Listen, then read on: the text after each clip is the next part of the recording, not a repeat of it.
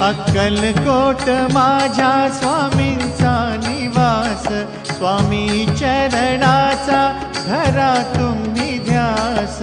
अक्कलकोट माझ्या स्वामींचा निवास, स्वामी चरणांचा धरा तुम्ही ध्यास. जारे जारे सारे स्वामी दर्शनाला, स्वामी पूजनाच्या सोहळ्याला, स्वामी पूजनाच्या